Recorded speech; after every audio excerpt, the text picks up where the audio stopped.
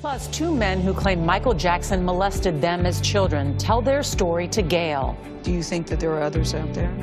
Yeah, I believe there are many other boys that Michael abused. Only on CBS this morning, the main accusers in a new HBO documentary explain why they once denied they were victims. But we begin...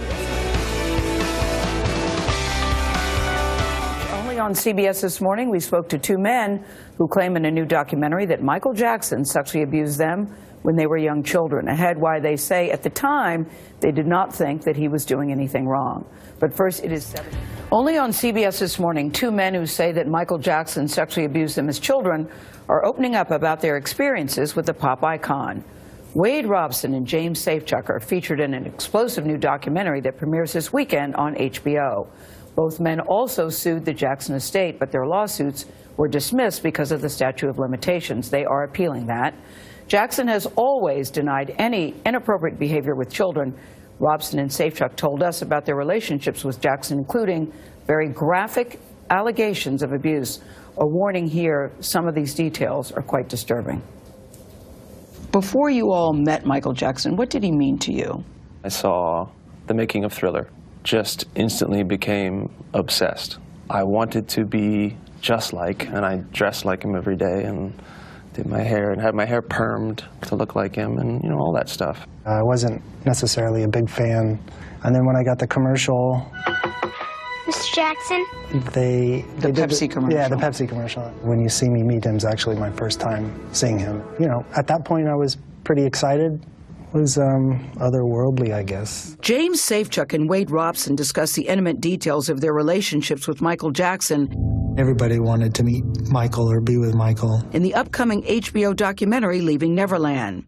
That's the name of Jackson's ranch, where Robson claims 7 years of sexual abuse with the world-famous performer first began. I mean, this was just the most magical thing I'd ever seen. And that first night, Michael kind of took us on a little bit of a tour, and he said to me and my sister, you can stay in one of the guest rooms, or you can stay in here with me if you want. And my reaction was, of course I want to stay with you. We had one more night that way. Myself and my family were going to leave and go on another kind of vacation to the Grand Canyon. I was devastated to leave Michael. Michael was devastated for me to leave. He actually sobbed. So you got to stay? So I got to stay. And so it was just Michael and I in Neverland for the next week. And your parents allowed that? My parents allowed that. Within either the first or second night of Michael and I being alone at Neverland, the night started changing. One of the ways I remember it starting is, you know, Michael just sort of starting to touch my legs and touch my crotch over my pants. It progressed to him performing oral sex on me, him showing me how to perform oral sex on him. Did it scare you? Did you think it was wrong? The couple days prior to the abuse starting, he started touching me, just in the sense of like, hand on my leg, lots of hugs, kissing my forehead, rubbing my hands. So there had been this kind of development of physical closeness that was happening already that felt like a father. It just felt amazing. As Michael started doing these sexual acts, he started talking to me about God brought us together. We love each other, and this is how we love each other. We love each other, and this is how we show each other our love. James, you're nodding in agreement to what he's saying. Tell me what happened to you. He introduced me to masturbation. He said I taught him how to French kiss. And then it moves on to oral sex. But Are you frightened or thinking this is weird or wrong? No, it's in the context of a loving, close relationships. There's no alarm bells going off in your head or any thoughts like that. Really, it's just, I love this person and we're trying to make each other happy. He said I was his first, but even as a kid, you don't even know what that means. So you're lovers and you're best friends. What does that mean, James? You're in a relationship and you're lovers. You're a little boy. Right. And he's a 30-something man, and you're a little boy. Because at that age, how do you even know what that means? You don't. You just feel really connected to someone, and you just love them intensely. The public in general thinks it's violent, that it's very painful, but what you're describing is totally the opposite of that. I mean, he didn't beat me. He didn't, you know, he never said mean things to me.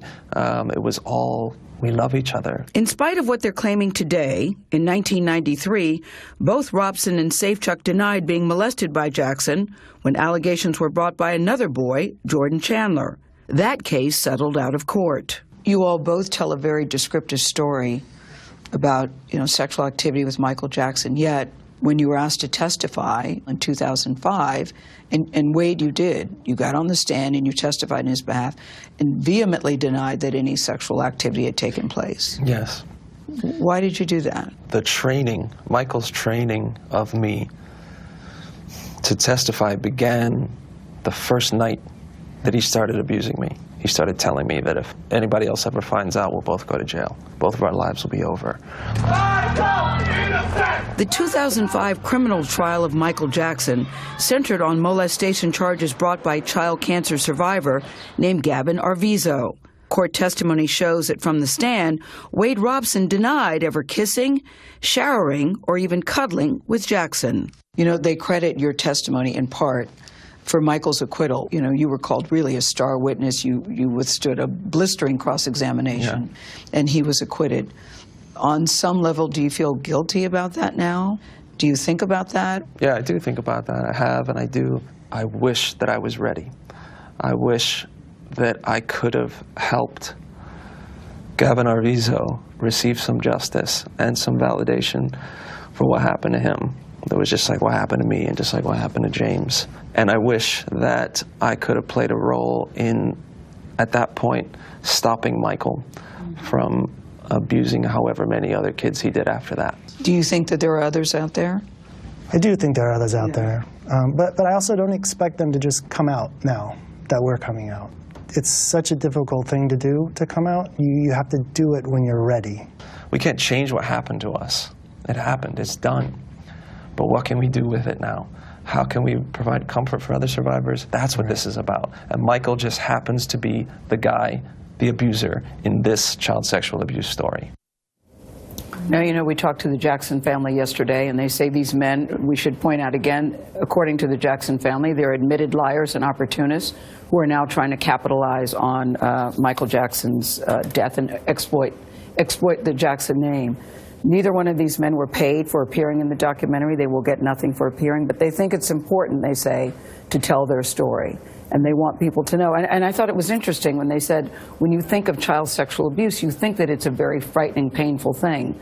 But for them, they didn't even know that anything wrong was happening to them because they're little boys. You can't overlook the detail that they provided too about how that relationship evolved. And what's so powerful about the detail is not the acts, it's the narrative and the fact that both of them didn't know each other and the fact that they both heard a version of the same very surprising and complicated narrative from, or they claim, from Michael Jackson, and that those two things are similar. And each one of them said they thought they were the only one in keeping the secret. Keeping the secret is the thing that often takes you down. I've said it before. They've had a lot of problems abuse since fosters then. in silence. Exactly. And it's only until people begin to speak out about it and expose it that it starts to end. And that's why they're speaking up. We will continue our conversation with Robson and Safechuck in our next half hour, including how they say that even their parents were groomed by Michael Jackson. Leaving Neverland airs this Sunday, March 3rd and March 4th on HBO. A new study